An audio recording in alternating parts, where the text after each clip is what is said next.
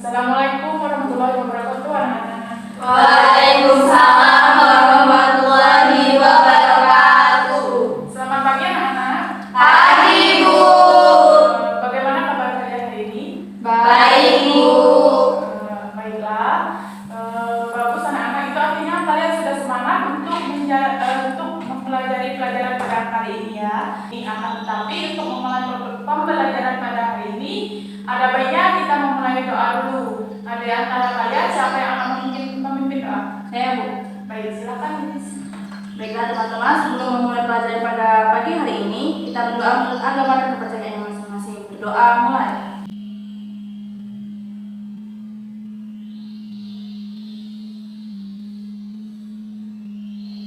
Selesai.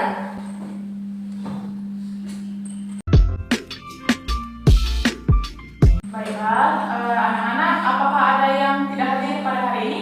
Tidak, Bu. Bagus, pertahankan semangat kalian ya, anak-anak. Nah, anak-anak, pada pertemuan sebelumnya kita telah mempelajari tentang apa itu tes laporan percobaan. Ibu yakin kalian semua telah mengetahui apa itu tes laporan percobaan. Nah, untuk melihat kembali materi yang telah kita bahas sebelumnya, Ibu sudah mengirimkan, silakan buka PPT yang Ibu kirimkan di WhatsApp grup kita ya. Nah, masih ingat nggak apa itu pengertian tes laporan percobaan? Saya, Bu. Ya, silakan ini. Jadi teks laporan percobaan itu adalah sebuah teks yang berisi sebuah percobaan yang dilakukan oleh seseorang, Ibu. Baik, jawaban dari Feby benar sekali. Nah, tes laporan percobaan merupakan teks yang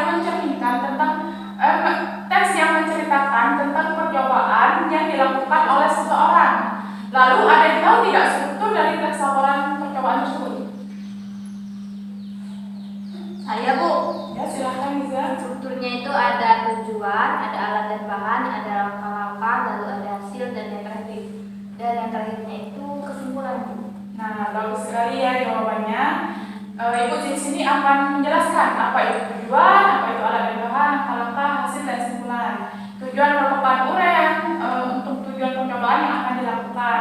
Selanjutnya, alat dan bahan. Pada alat dan bahan ini merupakan uraian alat dan bahan yang akan digunakan dalam suatu proses percobaan.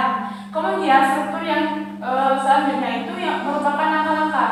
Langkah-langkah ini merupakan uraian prosedur percobaan. Lalu hasil dalam hasil ini berupa uraian hasil dari percobaan yang kita lakukan. Nah, yang terakhir itu yaitu kesimpulan. Kesimpulan itu berisi inti atau hasil dari percobaan dari awal hingga akhir. Nah, anak-anak, Ibu akan menjelaskan yang selanjutnya bahwa kaidah pembahasan tes laporan percobaan itu ada 4. Yang pertama menggunakan sinonim dan antonim. Pada tes laporan percobaan biasanya terdapat kata bersinonim atau bahkan berantonim. Biasanya kata-kata ini terdapat pada bagian langkah-langkah percobaan. Yang kedua merupakan kata bilangan. Pada tes laporan percobaan akan ditemukan kata-kata bilangan yang menunjukkan jumlah bahan yang digunakan dalam percobaan.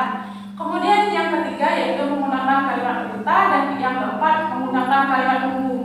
Nah, ada yang bisa menjelaskan apa itu sinonim dan antonim? Saya, Bu. Baik, silakan. Sinonim adalah kata yang memiliki makna serupa, Bu. Sedangkan antonim memiliki makna yang berlawanan. Baik, terima kasih jawabannya benar sekali. Lalu ada yang bisa menjelaskan contoh dari kalimat perintah yang ada di dalam kelas ini? Saya, Bu. Baik, iya. Ya, jadi contoh kalimat perintah dalam kelas ini tuh misalnya ambillah buku di atas meja itu, Bu.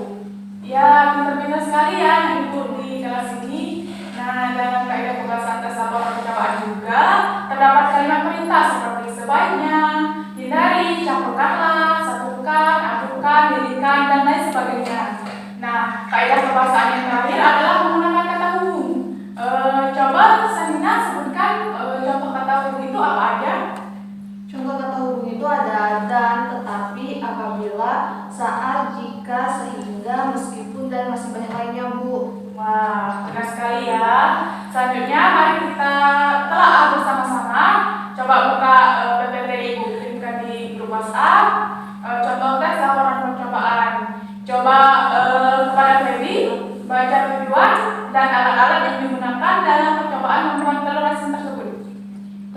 Bu. Jadi tujuan teks laporan percobaan membuat telur asin ini adalah telur asin merupakan telur yang terbuat dari telur bebek yang sudah melalui proses pengasinan terlebih dahulu. Telur asin mengandung banyak vitamin dan gizi sehingga mengkonsumsi telur asin memiliki banyak manfaat bagi tubuh. Lalu manfaat mengkonsumsi telur asin diantaranya menjaga sistem kekebalan tubuh dan meningkatkan fungsi penglihatan.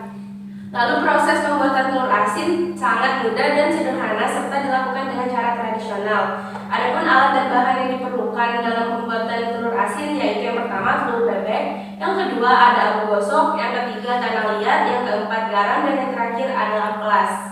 Baik, terima kasih kepada Feby. Kemudian coba untuk langkah-langkah Ibu meminta kesediaan dia untuk membacakan langkah-langkah dari teks laporan percobaan yang diberikan. Baik Bu, jadi langkah-langkah dalam percobaan membuat telur asin ini, yang pertama cuci telur bebek hingga bersih, lalu yang kedua amplas kulit telur sampai tipis, yang ketiga campurkan abu gosok, tanah liat, dan garam hingga merata, lalu yang keempat lapisi telur yang sudah diamplas menggunakan bahan campuran tadi, dan yang terakhir itu diamkan telur pada suhu ruangan selama 20 hari atau 3 minggu. Baik, terima kasih Dian.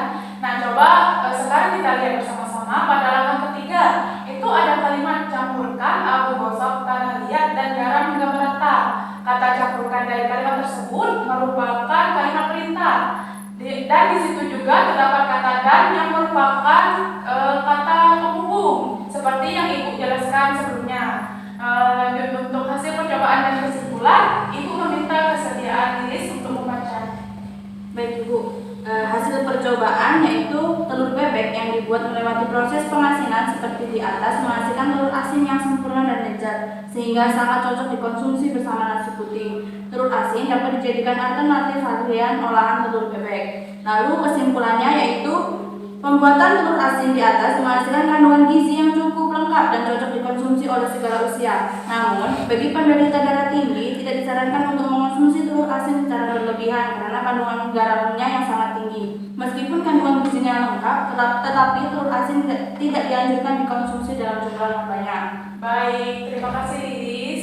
Nah, setelah menelaah contoh tes laporan percobaan tadi, tugas untuk anak-anak di pertemuan berikutnya adalah coba lakukan percobaan di rumah masing-masing ya. Kemudian buatlah tes laporan percobaan sesuai dengan percobaan yang telah dilakukan.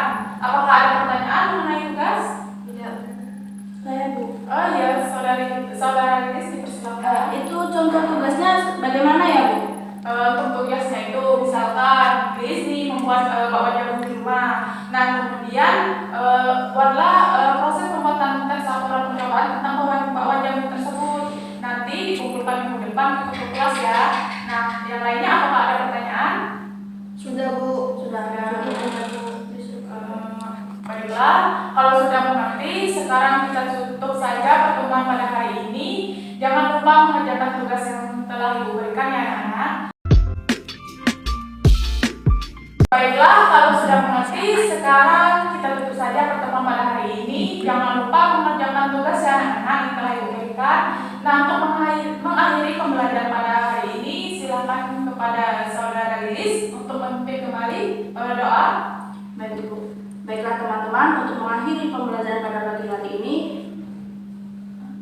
berdoa mulai.